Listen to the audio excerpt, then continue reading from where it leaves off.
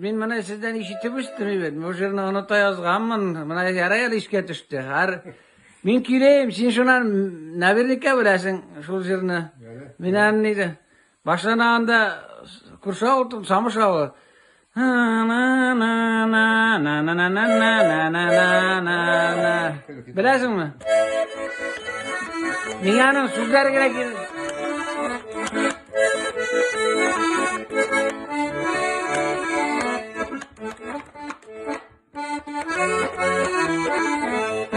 Buyuraq primera. Hayda şiranın sözün gerek mi? Davay şirin.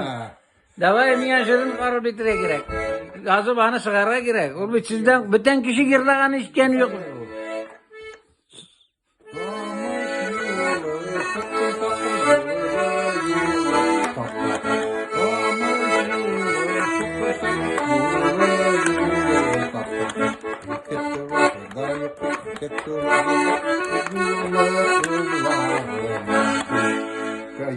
Mesela şimdi sonmuş kızlara batırıp değil. Davay ale.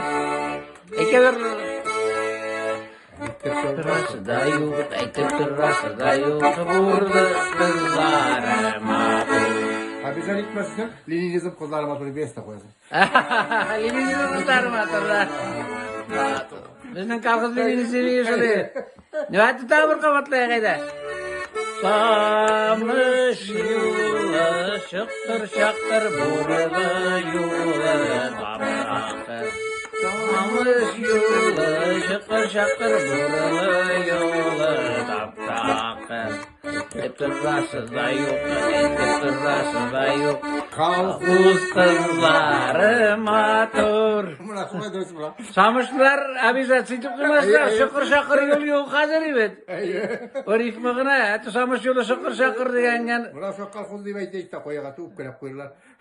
Yok yollarına da abizat sıçmesinler. Ya da asfalt değil. Kar asfalt ayı. Eleksiz vakitte şıkır yemini. Yol kütertilgeni mi yol? Yani sabit bir yeri soğan yazında biz değil.